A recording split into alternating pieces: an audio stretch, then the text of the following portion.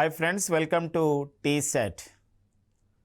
పోటీ పరీక్షలను దృష్టిలో పెట్టుకొని టీసెట్ ద్వారా నెలలవారీ కరెంట్ అఫైర్స్ని అందిస్తున్నారు. సో ఈ క్రమంలోనే మే 2023 కరెంట్ అఫైర్స్లో భాగంగా టాపిక్స్ వచ్చేసి ఇక్కడ సైన్స్ అండ్ టెక్నికల్ అప్డేట్స్ పైన మనం డిస్కస్ చేద్దామండి. శాస్త్ర సాంకేతిక పరిజ్ఞానం యొక్క తాజా అంశాలు అంటే మే 2023లో జరిగినటువంటి శాస్త్ర సాంకేతిక పరమైనటువంటి తాజా అంశాలని ఈ యొక్క ఎపిసోడ్లో మనం డిస్కస్ చేద్దాం. అంటే ఇక్కడ అంతరిక్ష రంగం కానివ్వండి, ఒక డిఫెన్స్ రక్షణ రంగం కానివ్వండి, ఒక నెక్స్ట్ వచ్చేసి ఇలా ఇన్ఫర్మేషన్ టెక్నాలజీ కానివ్వండి, పర్యావరణ సంబంధించిన అంశాలు కానివ్వండి, ఇవన్నీ కూడా మనకి మే 2023 కరెంట్ అఫైర్స్లోని ఉన్నటువంటి సైన్స్ అండ్ టెక్నికల్ అప్డేట్స్లో వస్తాయి. ఇందులో మొదటి అంశం చూద్దామండి. ఫిట్ ఫర్ 55 ప్యాకేజ్ అండి. ఇది ఒక సంబంధించినటువంటి ఒక క్యాంపెయిన్, ఒక కార్యక్రమాన్ని అమలు చేస్తుంది. సో సంస్థ అన్నమాట. ఏ సంస్థ అమలు చేస్తుంది అంటే ఇక్కడ యూరోపియన్ యూనియన్ సంస్థ దీన్ని అమలు చేస్తుంది. ఓకేనా. ఏవైతే కర్బన ఉద్గారాలు ఉన్నాయో, కార్బన్ డైఆక్సైడ్, కార్బన్ మోనాక్సైడ్ లాంటి కర్బన ఉద్గారాలు ఉన్నాయో, ఏవైతే మనం గ్రీన్ హౌస్ గ్యాసెస్ అంటామో వీటిని తగ్గించాలి. ఎంత తగ్గించాలంటే 55% తగ్గించాలి. అంటే 2030 నాటికి, by the year of the 2030. So there is to minimise the greenhouse gas emissions. That is the purpose of this fit for 55 package. This Fit for 55 package is launched by the European Union. Very important. And Fit for 55 package దేనికి సంబంధించిందంటే పర్యావరణ సంరక్షణ గురించి సంబంధించింది. ఏ సంస్థ అమలు చేస్తుందంటే European union. Target కూడా మనకి ఇంపార్టెంటే. యూరోపియన్ యూనియన్ లేదా ఐరోపా సమాఖ్య అని చెప్పేసి అంటాం. బెల్జియం రాజధాని బ్రసెల్స్ కేంద్రంగా పనిచేస్తున్న సంస్థ వచ్చేసి ఇక్కడ ఐరోపా సమాఖ్య. ఓకేనా. 27 సభ్య దేశాలు గల కూటమి వచ్చేసి European Union. Ursula von der Leyen అనేవారు యూరోపియన్ యూనియన్ కమిషన్కి ప్రజెంట్ అధ్యక్షురాలుగా పనిచేస్తున్నారు. ఒక నెక్స్ట్ పాయింట్ చూద్దామండి. World immunization week. అంటే ఇమ్యునైజేషన్ అనగా ఏంటంటే రోగ నిరోధక కల్పించడం. పర్టికులర్గా టీకాల ద్వారా కానివ్వండి, సహజంగా కానివ్వండి. సహజ రోగ నిరోధక పెంచుకోవడం ఒకటైతే మనకు టీకాల ద్వారా నిరోధకత అనేది చాలా ఇంపార్టెన్స్గా ఉంటుంది. సో ఆ విషయంలో ప్రజల్లో అవగాహన చర్యలు చేపట్టడానికి సో మనకి ప్రతి సంవత్సరం కూడా ఏప్రిల్ 24 నుండి 30, 2023లో సో మనకి అంటే ఈ సంవత్సరంలో వరల్డ్ ఇమ్యునైజేషన్ వీక్, ప్రపంచ ఒక టీకా వారోత్సవాన్ని నిర్వహించడం జరిగింది. April 24 to 30, 2023. మరి వరల్డ్ ఇమ్యునైజేషన్ వీక్ 2023 యొక్క ఇతివృత్తం ఏదంటే ద బిగ్ క్యాచప్. ఏదండి ద బిగ్ క్యాచప్ అనేది వరల్డ్ ఇమ్యునైజేషన్ వీక్ యొక్క ఇతివృత్తం అండి. సో మనకి దినోత్సవాలు ఎంత ఇంపార్టెన్స్ ఉంటాయో వారోత్సవాల పైన కూడా ఇంపార్టెన్స్ చూసుకోవాల్సిన అవసరం ఉంటుంది.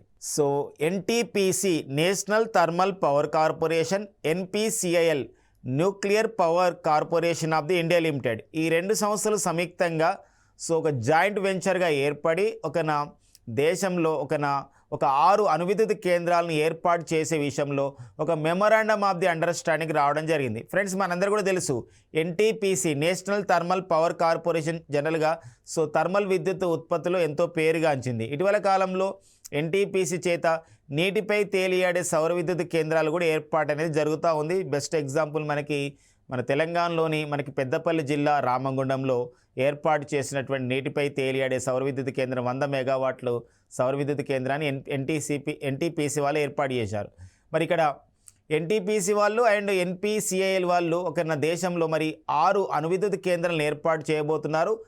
అవి ప్రెజరైజ్డ్ హెవీ వాటర్ రియాక్టర్స్ని ఏర్పాటు చేయబోతున్నారు న్యూక్లియర్ పవర్ ప్రాజెక్టు రూపంలో. అది ఎక్కడంటే మధ్యప్రదేశ్లో చుట్కా ప్రాంతంలో 2 అణువిద్యుత్ కేంద్రాలు, రాజస్థాన్లోని మై బన్సావారాలో 4 అణువిద్యుత్ కేంద్రాలను ఏర్పాటు చేయబోతున్నారు. ఇలా మొత్తం కాన్సెప్ట్ చాలా ఇంపార్టెన్స్గా మనకు ఉంటుంది.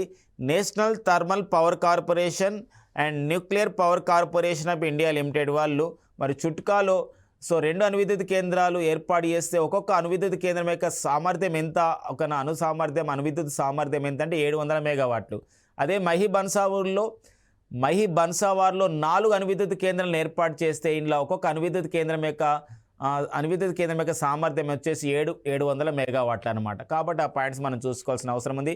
ఇవి ఏ రకమైన రియాక్టర్స్ని ఇక్కడ ఏర్పాటు చేస్తున్నారంటే ప్రెజరైజ్డ్ హెవీ వాటర్ రియాక్టర్స్ని ఏర్పాటు చేస్తున్న విషయం గమనించాల్సిన అవసరం ఉంటుంది. ఇక నెక్స్ట్ వచ్చేసి మనకి ఫారిన్ కాంట్రిబ్యూషన్ రెగ్యులేషన్ యాక్ట్ అని చెప్పేసి అంటాం. అంటే విదేశాల నుండి మన భారతదేశంలో ఉన్నటువంటి సంస్థలకి ఏదైనా ఫండింగ్ కానీ నిధులు కానీ వచ్చినప్పుడు వాటిని నియంత్రణ చేసే ఒక చట్టం మనకు వచ్చింది. FCRA చట్టం, ఇది 1976 వచ్చింది. అంటే మన భారతదేశంలో కొన్ని సంస్థలు ఉంటాయి. ఆ సంస్థలు వివిధ సంబంధించిన సంక్షేమ కార్యక్రమాలు కానివ్వండి లేదా స్వచ్ఛంద కార్యక్రమాలు ఏర్పాటు చేయడానికి విదేశాల నుండి విరాళాల రూపంలో తీసుకురావచ్చు. అయితే మన భారతదేశంలో పర్యావరణ పరంగా కృషి చేసిన ఒక సంస్థ లైఫ్ అనే సంస్థ, legal initiative for the forest environment. దీనికి విదేశాల నుండి నిధులు వచ్చాయి. ఆ నిధులు ఉల్లంఘన జరుగుతున్నాయి. ఆ నిధులు లైఫ్ అనే సంస్థకు వచ్చినటువంటి అమెరికా దేశం నుండి వచ్చినటువంటి ఒక నిధులు ఉల్లంఘన జరుగుతున్నాయి. మరొకటి ఏంటంటే ఆ సంస్థ అమెరికా తరపున పనిచేస్తున్న అనే ఒక ఆరోపణలు ఎదుర్కొంది. ఈ విషయాన్ని ధృవీకరించుకున్నటువంటి Ministry of the Home Affairs అంటే కేంద్ర హోంశాఖ మంత్రిత్వ శాఖ సో ఏం చేసిందంటే ఇక్కడ ఒక FCRA 1976 చట్టం మేరకు ఈ యొక్క లైఫ్ విదేశాల నుండి విరాళాలు సేకరించే విధానానికి ఏం చేసింది, నిషేధం విధించింది. ఆ లైసెన్స్ని రద్దు చేయడం జరిగింది, లైఫ్ లైసెన్స్ని, అంటే విరాళాలు సేకరించుకోవడం. కాబట్టి ఇటీవల కాలంలో ఉల్లంఘనకు పాల్పడ్డటువంటి విదేశాల నుండి విరాళాలు తీసుకురావడంలో ఉల్లంఘనకు పాల్పడ్డ ఈ క్రింది ఏ పర్యావరణ సంస్థ యొక్క లైసెన్స్ని కేంద్ర హోంశాఖ రద్దు చేసిందంటే లైఫ్ అనే సంస్థ. ఫ్రెండ్స్ గమనించండి, లైఫ్ అంటే ఇక్కడ legal initiative for the forest environment. ఇంకొకటి ఉంటుంది లైఫ్ క్యాంపెయిన్ అని చెప్పేసి అంటాం. 2021లో స్కాట్లాండ్ రాజధాని గ్లాస్గోలో జరిగినటువంటి సమావేశంలో వాతావరణ మార్పుల సదస్సులో భారత ప్రధానమంత్రి నరేంద్ర మోడీ గారు పర్యావరణ సంరక్షణ గురించి లైఫ్ క్యాంపెయిన్ ప్రారంభించడం జరిగింది. లైఫ్ క్యాంపెయిన్లో లైఫ్ అంటే ఏంటంటే లైఫ్ స్టైల్ ఫర్ ఎన్విరాన్మెంట్ అని అర్థం వస్తుంది. ఇక్కడ లైఫ్ అంటే ఏమొస్తుందండి, legal initiative for the forest environment అని అర్థం వస్తుంది. సో మనకి ఈరోజు IIT మద్రాస్, మన భారతదేశంలో ఉన్నటువంటి మొత్తం 23 IITలలో మరి పేరుగాంచినటువంటి IIT మద్రాస్ అని చాలా పేరుగాంచింది ఆవిష్కరణ విషయంలో. ప్రతి IIT దేనికి దానికే ఆ విధంగా పోటీ పడుతున్న సందర్భంలో IIT మద్రాస్ మరిన్ని ఆవిష్కరణలు చేస్తూ ఎంతో వార్తల్లో ఉంది. ఇటీవల కాలంలో IIT మద్రాసు ఈ పాలల్లో కల్తీని నివారణ చేయడానికి అంటే కల్తీని గుర్తించడానికి ఒక 3D ప్రింటెడ్ పేపర్ కూడా తయారు చేసి ఎంతో గుర్తింపు పొందింది IIT మద్రాస్. అంటే పాలల్లో యూరియా లాంటివి కానివ్వండి కొన్ని కల్తీ జరుగుతున్నాయి అన్నమాట. అలాంటి వాటి ఒక 30 సెకండ్స్లలో అంటే 30 సెకండ్లలో గుర్తించే ఒక 3D పేపర్ని తయారు చేయడం జరిగింది IIT మద్రాస్.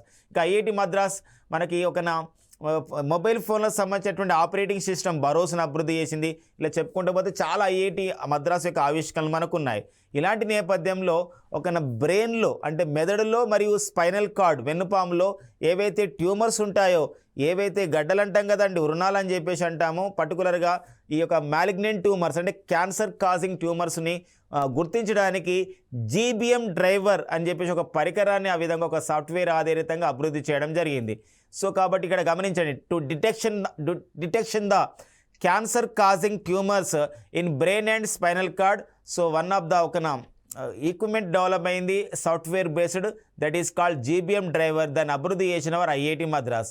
GBM డ్రైవర్స్లో మరి GBM అనగా గాలి బ్లాస్టోమా మల్టీఫార్మ్ డ్రైవర్స్ అని అర్థం వస్తుందండి. ఇక నెక్స్ట్ అండి మనకి ఇక్కడ భారత్ రష్యాల మధ్య వాణిజ్య సంబంధాలను ఇంకా బలోపేతం చేసే దిశలో మరి డిజిటల్ పేమెంట్స్ని ఎంకరేజ్ చేసే దిశలో మరి ఇక్కడ భారతదేశంలో మనం ఏదైతే ATM కార్డు రూపే కార్డ్స్ని యూజ్ చేస్తున్నామో ఆ రష్యా దేశంలో ఏదైతే మిర్ కార్డ్స్ యూజ్ చేస్తామో ఇలాంటి పర్పస్లో ఇరు దేశాల మధ్య వాణిజ్యం విషయంలో యూజ్ చేసుకోవాలని చెప్పేసి భారత్ రష్యాలు నిర్ణయించుకోవడం అయితే జరిగిందనమాట. గతంలో ఇలాంటి డిజిటల్ చెల్లింపుల విషయంలో ఇరు దేశాల్లో ఉన్నటువంటి ఈ యొక్క కార్డ్స్ని ఏవైతే డిజిటల్ పేమెంట్ కార్డ్స్ని యూజ్ చేసుకోవచ్చు అని చెప్పేసి ఇక్కడ భారత్ సింగపూర్ మధ్య ఒప్పందం జరిగింది.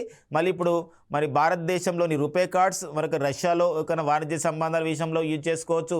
చెల్లింపుల విషయంలో రష్యాలోని మిర్ కార్డ్స్ని మన భారతదేశం కూడా యూజ్ చేసుకునే విషయం పైన ఒక అవగాహన ఒప్పందం అనేది భారత్ మరియు రష్యాల మధ్య అవగాహన ఒప్పందం మెమోరాండమ్ ఆఫ్ ది అండర్స్టాండింగ్ అనేది జరిగిందనమాట.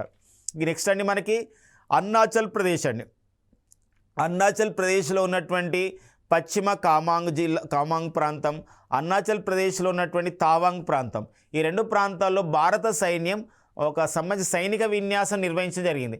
జనరల్గా సైనిక విన్యాసాలంటే నావిక విన్యాసాలంటే ఇక్కడ వైమానిక విన్యాసాలంటే భారత్ వేరే దేశంతో పాల్గొంటుంది. ఇక్కడ మాత్రమంటే సైన్యం వాళ్ళే ఒక మాక్ డ్రిల్ నిర్వహించడం జరిగింది, మన భారత సైన్యం వాళ్ళే. దానికి ఏమని పేరు పెట్టడం జరిగిందంటే ఎక్సర్సైజ్ బులంద్ భారత్. ఏదో ఎక్సర్సైజ్ బులంద్ భారత్ గుర్తుపెట్టుకోవాలి. భారత సైన్యం మే 2023లో ఎక్సర్సైజ్ బులంద్ భారత్ అనే పేరుతో ఎక్కడ సైనిక విన్యాసం మాక్ డ్రిల్ నిర్వహించిందంటే అది అరుణాచల్ ప్రదేశ్లోని ఒక వెస్ట్ కమాంగ్ అండ్ తవాంగ్ అనే ప్రాంతం నిర్వహించడం జరిగింది. ఇక్కడ ఇండియన్ ఆర్మీ భారత సైన్యం అని చెప్పేసి అంటున్నాం కాబట్టి ప్రస్తుతం మన భారత ప్రధాన సైనికాధికారి జనరల్ మనోజ్ పాండే. అండ్ ప్రతి సంవత్సరం కూడా జనవరి 15ని మనం నేషనల్ ఆర్మీ డే జాతీయ సైనిక దినోత్సవంగా మనం జరుపుకుంటాం. ఐఎన్ఎస్ మగర్, సో ఇది మన కొచ్చిలో తయారు చేయబడింది. ఇది మరి ఐఎన్ఎస్ మగర్ 1987 నుండి ఇది మన భారత తీర ప్రాంత గస్తీలో తనదైన పాత్రను పోషిస్తున్నటువంటి ఒక షిప్పే, ఒక నౌకనే ఐఎన్ఎస్ మగర్. మరి ఐఎన్ఎస్ మగర్ని డీకమిషన్ చేయడం జరిగింది. అంటే ఏంటంటే విధుల నుండి దాన్ని తొలగించడం జరిగింది, విధుల నుండి నిష్క్రమించడం జరిగింది. ఒక్కోసారి ఎగ్జామినేషన్లో విధుల్లో చేరినటువంటి నౌకలే కాకుండా, విధుల్లో చేరినటువంటి ఒక షిప్సే కాకుండా, మరి ఎయిర్ క్రాఫ్ట్సే ఇవే కాకుండా విధుల నుండి నిష్క్రమణ జరిగినటువంటి నౌకలపైన కూడా అడుగుతున్న సందర్భం మనకు ఉంటుంది. సో ఈ నేపథ్యంలో ఇటీవల కాలంలో మరి 1987లో భారత నావికాదళంలో చేరి 2023లో విధుల్లోని నిష్క్రమణ చేసినటువంటి నౌక పేరు ఏం పేరు అన్నప్పుడు ఐఎన్ఎస్ మగర్ అండి. మరి ఇలాంటి తీర ప్రాంత గస్తీ అంటున్నాం, నావికాదళం అంటున్నాం కాబట్టి ప్రస్తుతం మన భారత ప్రధాన నావికాధికారి వచ్చేసి అడ్మిరల్ ఆర్ హరికుమార్ అండి. సో అడ్మిరల్ ఆర్ హరికుమార్ అనేవారు మన భారత ప్రధాన నావికాధికారి, chief of the navy staff. మరొక విషయం గమనించాలి, ప్రతి సంవత్సరం కూడా డిసెంబర్ 4ని జాతీయ నావికాదళ దినోత్సవంగా జరుపుకుంటాం. విస్తార, సో మన భారతదేశానికి చెందినటువంటి ఒక పౌర విమానయాన సంస్థ, సివిల్ ఏవియేషన్ ఆర్గనైజేషనే విస్తార. మరి పౌర విమానయానంలో తనదైన పాత్రను పోషించింది విస్తార సంస్థ. మరి విస్తార సంస్థ గుర్తించబడింది.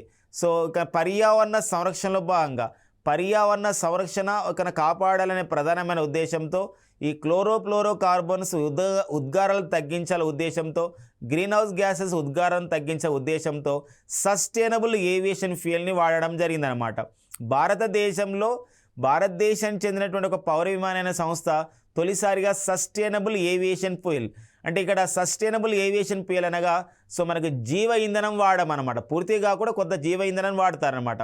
అలా సస్టైనబుల్ ఏవియేషన్ ఫ్యూయల్ని తొలిసారిగా తన విమానాలలో వాడుతున్నటువంటి తొలి భారత పౌర విమానయాన సంస్థగా ద ఫస్ట్ ఇండియన్ ఎయిర్లైన్స్గా గుర్తించబడింది విస్తారా అనేది. విస్తారా. ఇక నెక్స్ట్ వచ్చేసి మనకి ఒక ఇంపార్టెంట్ సంబంధించినటువంటి ఒక అంశం మనకు ఉందండి. భారత వైమానిక దళం ఏదండి, భారత వైమానిక దళంలో ఫస్ట్ టైం ఒక ఎయిర్ ఫోర్స్ హెరిటేజ్ సెంటర్ని ఏర్పాటు చేయడం జరిగింది. హెరిటేజ్ అంటే వారసత్వం, అంటే గతంలో ఉన్నది మన పూర్వీకులు ఇచ్చిన దాన్ని మనం కొనసాగింపజేయడమే హెరిటేజ్గా మనం పిలుస్తాం. దాని యొక్క ఇంపార్టెన్స్ మనం తెలుసుకోవడం. సో మనకి ex air vice marshal Arjinder Singh 1958లో సొంతంగా అభివృద్ధి చేసినటువంటి ఒక సమాజ విమానం ఉంది. అది మనకు ఆ విమానం ఏదైతే ఉందో దాన్ని కాన్పూర్ 1 అని అంటాం. కాన్పూర్ 1 అని చెప్పేసి అంటాం. ఆ Kanpur 1 vintage prototype air craft అనమాట. ఇది సొంతంగా మన భారత వైమానిక దళ సిబ్బంది వాళ్ళు తయారు చేశారు. ఈ తయారీలో తనదైన పాత్రను పోషించిన వారు మాజీ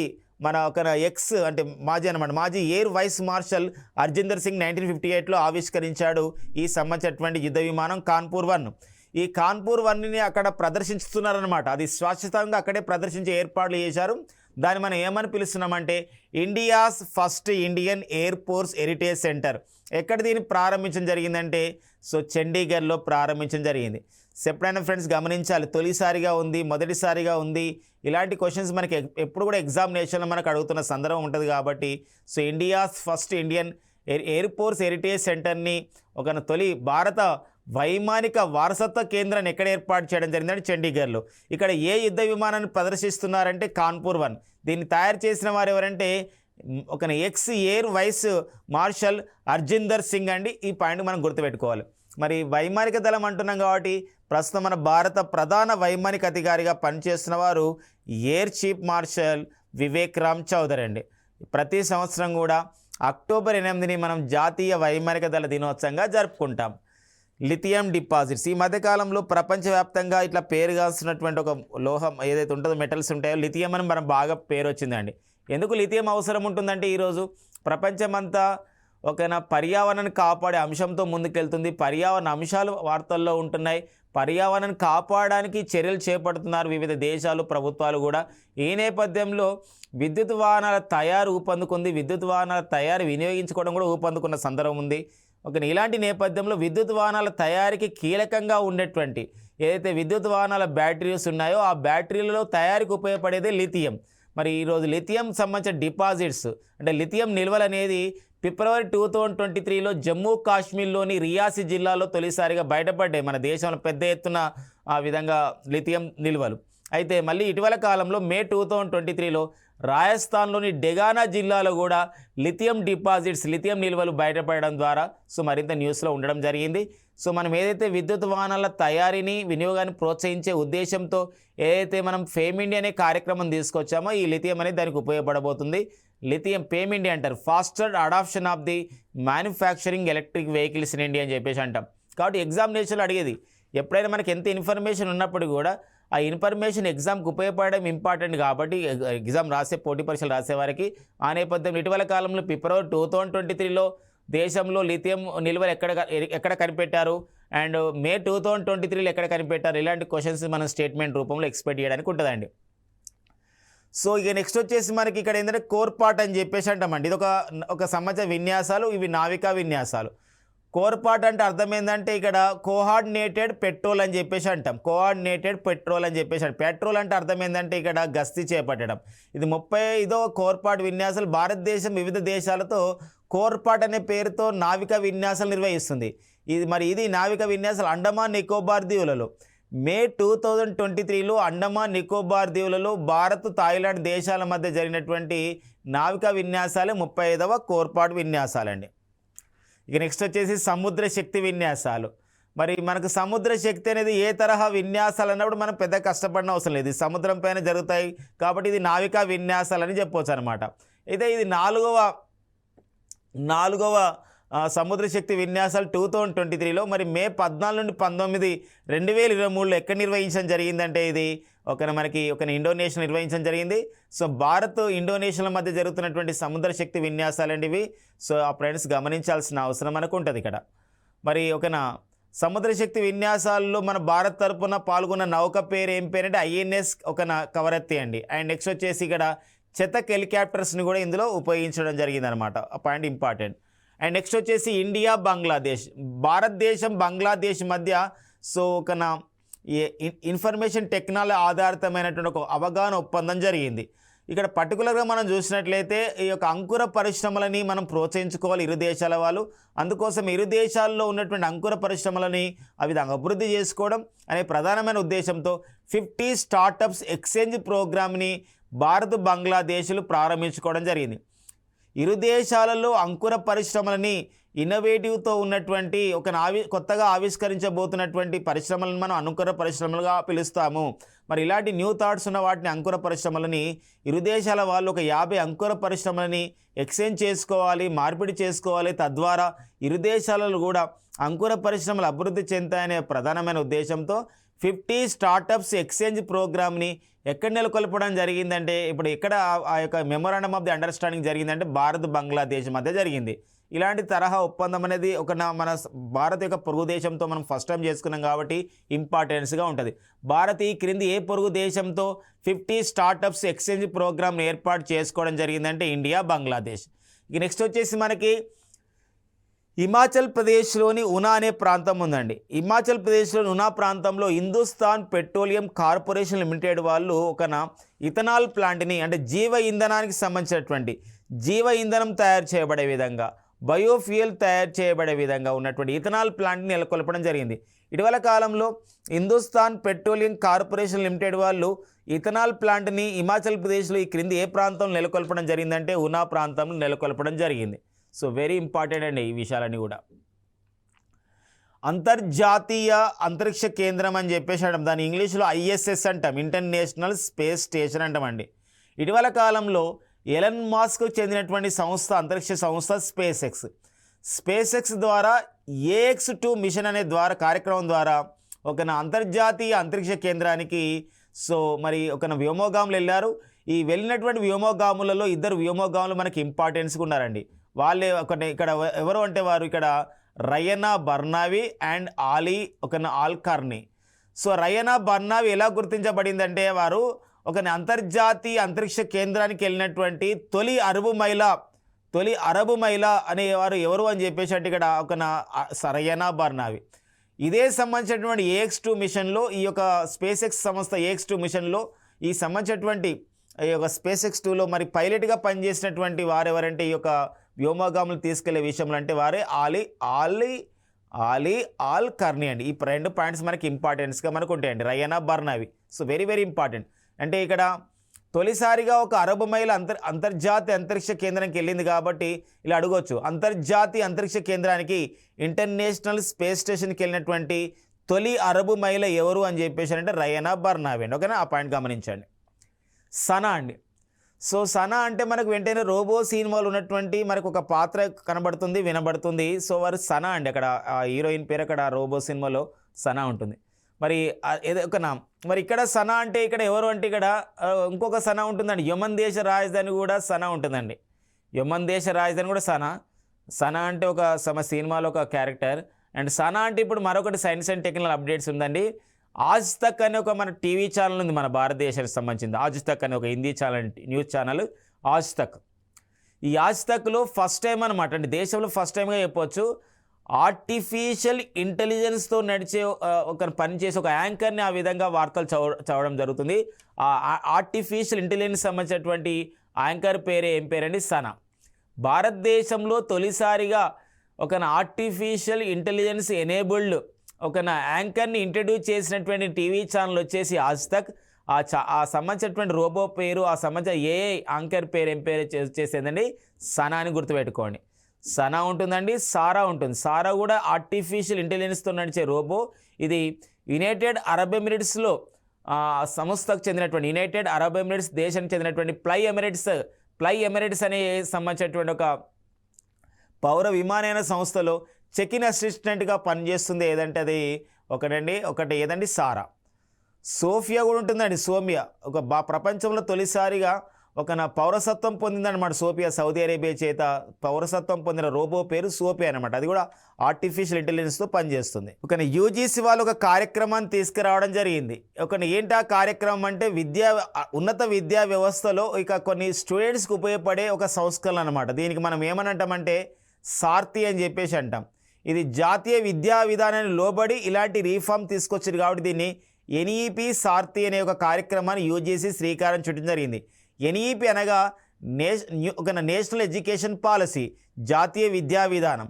సార్తి అనగా student for academic reforms in transforming higher education India అని చెప్పేసి అంటాం. ఇది UGC తీసుకురావడం జరిగింది. UGC university grants commission present UGC చైర్మన్గా పనిచేస్తున్న వారు ప్రొఫెసర్ మామిడాల జగదీష్ కుమార్ గారండి. సో NEP జాతీయ విద్యా విధానం అని చెప్పేసి అంటాం. జాతీయ విద్యా విధానం ముసాయిదాను తయారు చేసినటువంటి కమిటీ TSR సుబ్రహ్మణ్యం కాగా, జాతీయ విద్యా విధానం ముసాయిదాపై అధ్యయనం చేసిన కమిటీ కస్తూరి రంగన్ కమిటీ.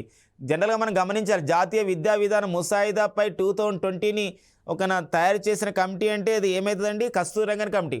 కానీ ముసాయిదా ఇనీషియల్గా తయారు చేసింది TSR సుబ్రహ్మణ్యం కమిటీ. ఆ చిన్న పాయింట్ గమనించాల్సిన అవసరం మనకు ఉంటుంది. సో మనకి UGC చైర్మన్ కూడా మనం డిస్కస్ చేసుకోవడం జరిగింది. ఇక మరొక స్పేస్ అప్డేట్ మనకు ఉందండి. ఒక అంతరిక్ష సంబంధ కార్యక్రమం మన భారతదేశ అంతరిక్ష పరిశోధన సంస్థ ISRO, Indian Space Research Organisation. So మరి May 29, 2023 ఒక ఆంధ్రప్రదేశ్లోని తిరుపతి జిల్లా శ్రీహరికోటలో ఉన్నటువంటి సతీష్ ధావన్ స్పేస్ సెంటర్ నుండి GSLV F12 అనే ఒక వాహక నౌక ద్వారా, రాకెట్ ద్వారా 2232 కిలోల బరువు ఉన్నటువంటి నావిగేషన్ శాటిలైట్ అండి NVS-01 అనే ఒక శాటిలైట్ని ప్రయోగించడం అయితే జరిగిందనమాట. దీని ద్వారా ఈ NVS-01 ద్వారా మన దేశ సరిహద్దులో ఉన్నటువంటి 1500 కిలోమీటర్ల మేర నావిగేషన్ సేవలు అనేది అందించబడతాయి. ఒక ఇంపార్టెన్స్గా మనం చూసుకోవాల్సిన అవసరం ఉంది. ఇస్రో అంటాం, ఇండియన్ స్పేస్ రీసెర్చ్ ఆర్గనైజేషన్ 1969 ఏర్పాటు చేయబడ్డ సంస్థ.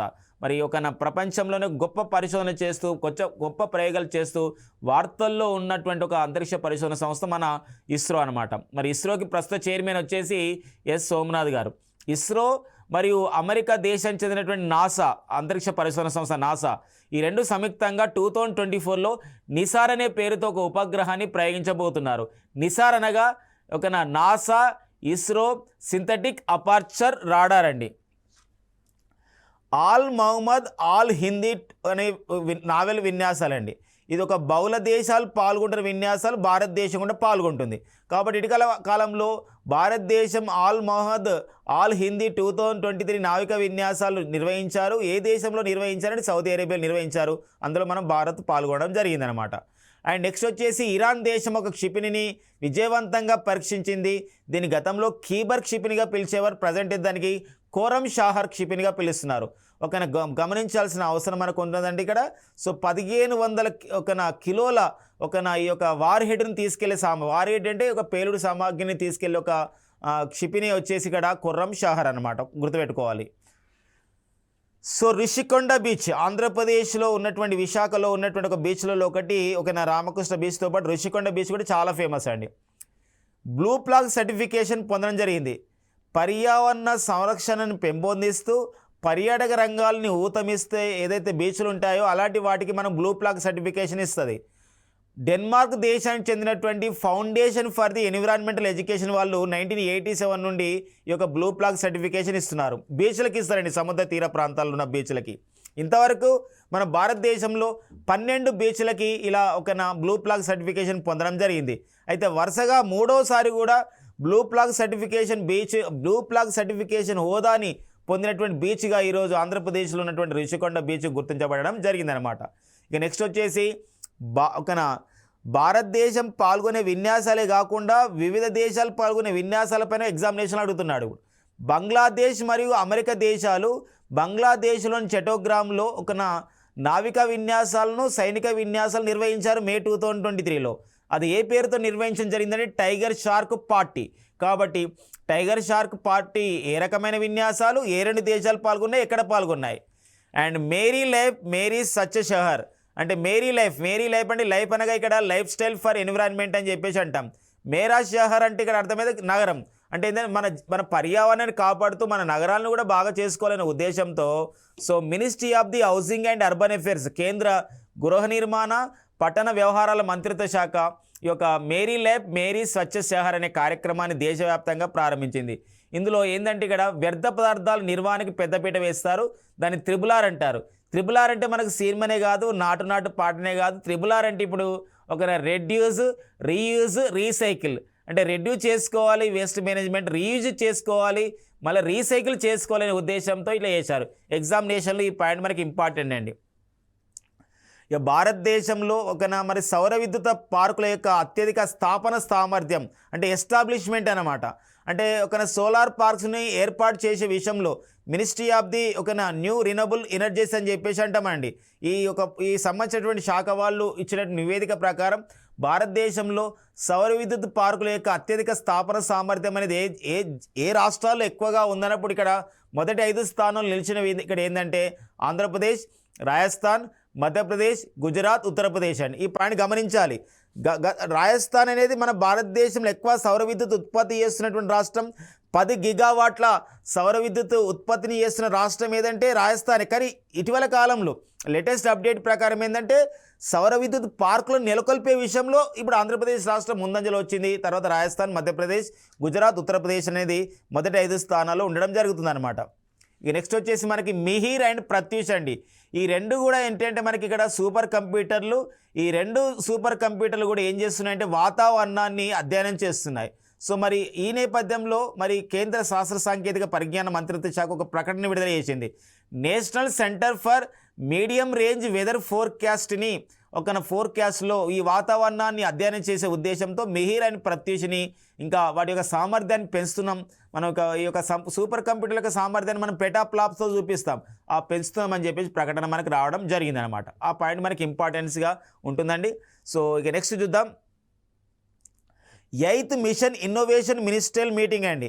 ఇది మన భారతదేశం నిర్వహిస్తుంది న్యూఢిల్లీలో.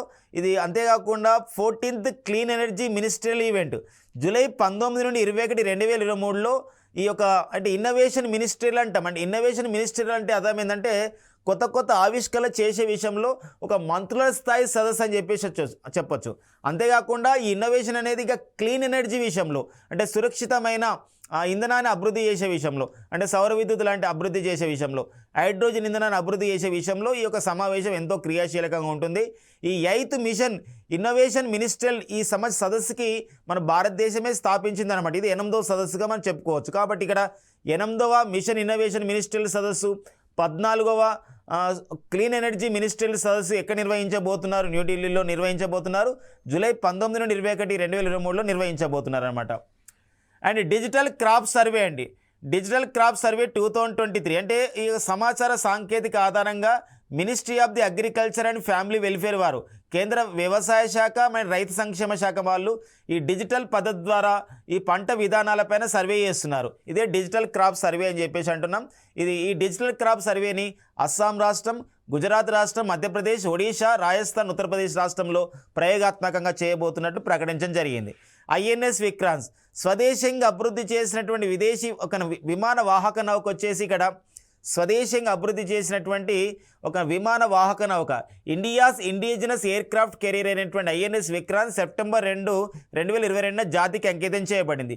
ఈ క్రమంలో ఐఎన్ఎస్ విక్రాంత్ పైన రాత్రిపూట నైట్ ల్యాండింగ్ చేయడం జరిగింది. ఒక రష్యా తయారీకి చెందినటువంటి MiG-29K యుద్ధ విమానం అక్కడ ల్యాండ్ చేయడం జరిగిందనమాట.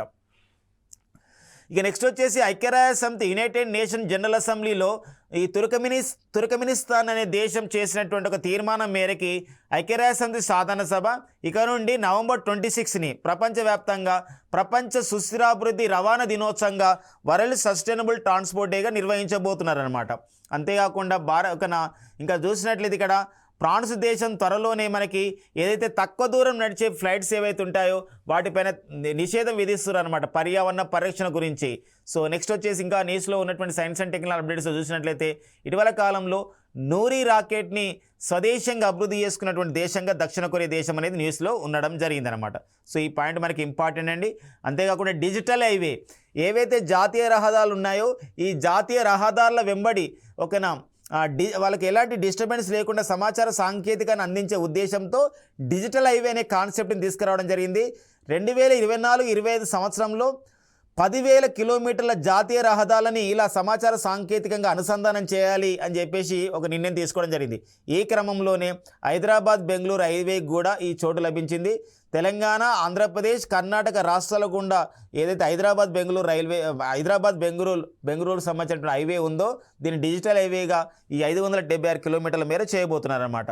ఇక నెక్స్ట్ వచ్చేసి మనకి కేంద్ర ఆరోగ్య మరియు కుటుంబ సంక్షేమ మంత్రిత్వ శాఖ నేషనల్ మెడికల్ డివైజెస్ పాలసీ 2023 తీసుకురావడం జరిగింది.